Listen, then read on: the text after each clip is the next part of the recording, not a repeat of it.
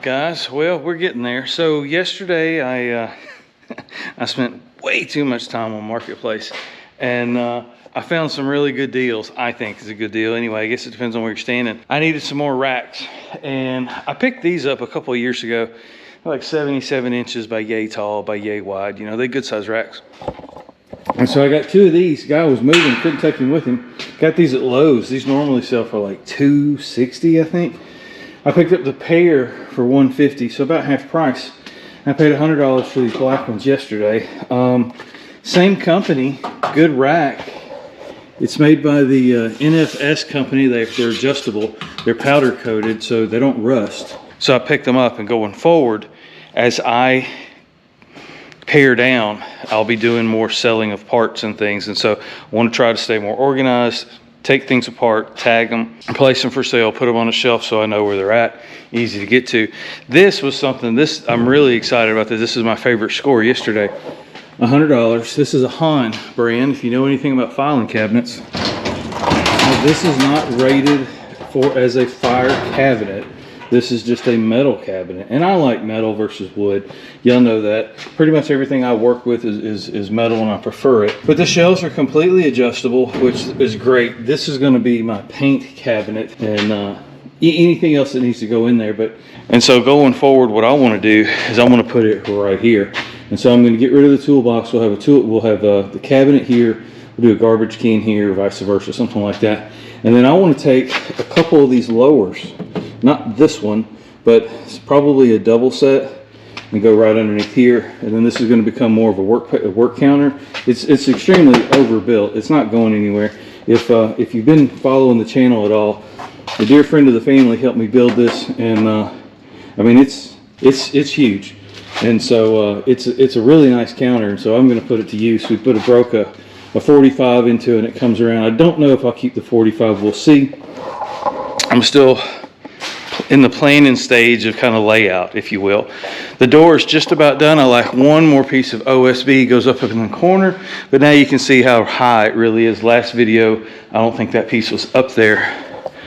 But yeah, oh, another note, 12-foot ladder, 12-foot ceiling.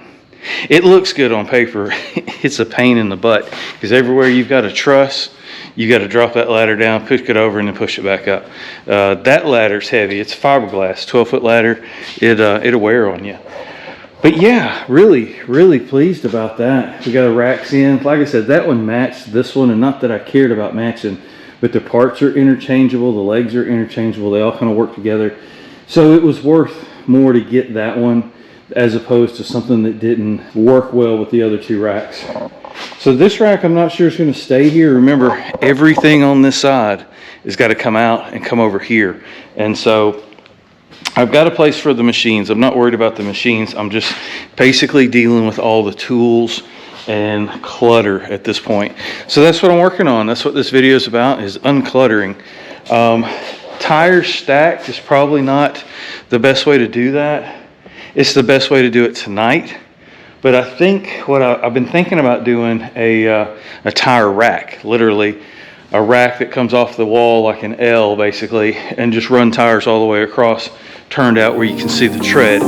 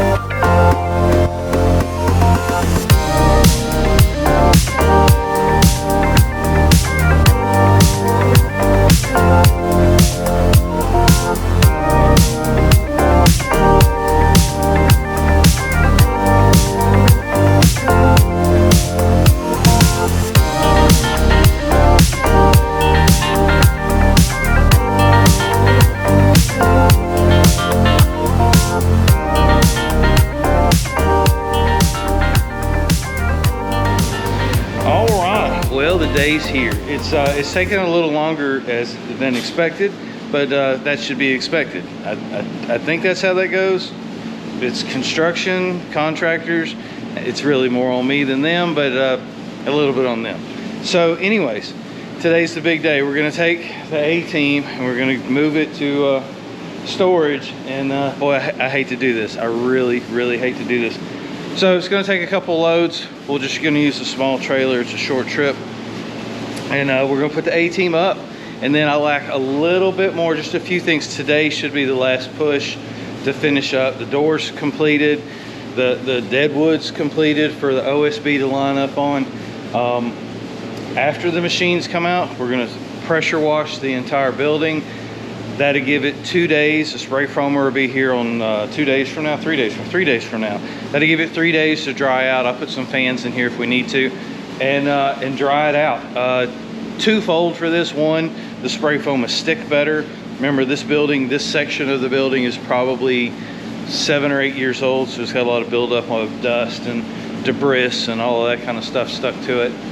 But the other thing is I really want to get the floor clean. Now this floor, I've probably waited too long. There's too much oil and grease and dirt just, you know, matted into the concrete.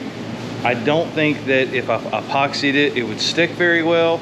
And I think the stains would come through, and I think that would probably look worse than what it does now. So what I'm going to try to do is we're going to pressure wash the floor really good, see how it looks, and if it's decent, I think what I'm going to do, and here's the reason why. Underneath this concrete there is no plastic. The guy that poured it down, I didn't know it, didn't put any plastic down. There's no vapor barrier underneath this, and because of that, when it gets the rainy season here, this concrete turns kind of a dark color, and the moisture actually kind of wicks through the concrete. Now it doesn't get wet or really slippery, but you just feel it in the air that it's damp, and I hate that. It's not a good environment to work on. Some of you guys that work on, you know, homemade slabs like this one, or maybe even really old garages, you know what I'm talking about. You come in on a rainy day and everything just has condensation on it, and it's just nasty, and you just don't want to work on it. Well, I'm trying to save what I have here, and so my attempt here is what we're going to do is I'm going to seal it. I'm going to pick up some sealer. They make a sealer that permeates the concrete. It gets into the pores of the concrete and seals it. And I think if we put a literal amount of that on, that we can keep the moisture from coming up through the concrete. All right, guys, this is exciting for me. It's starting over. It's there's nothing left. It's all gone. The wiring, the electrical, the machines, it's gone. It's a new beginning. You know, I try not to look at it in a negative sense of where's everything at, but I kind of feel naked, if that makes any sense. I don't have any power. I don't have a worktop. I don't have a table. I don't have a compressor.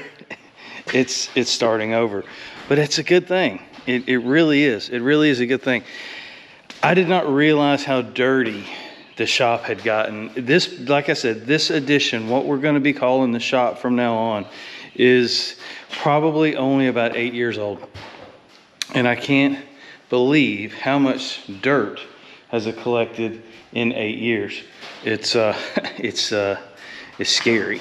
So check this out now. We don't have any lights in the shop, but you can clearly see how clean everything is. The ceiling, I didn't bore you with all of the pressure washing, but yeah, that was 4 tanks of fuel, almost 5 hours of pressure washing. But wow, my spray foam guy said I didn't have to, but I just gotta believe that I'm gonna get a better result from the material sticking to clean tin than tin that has dirt on it. I can't get over how dirty the shop has gotten. Look at this wall here and that ceiling, and I'll zoom the camera in to this over here. That's amazing. That is amazing.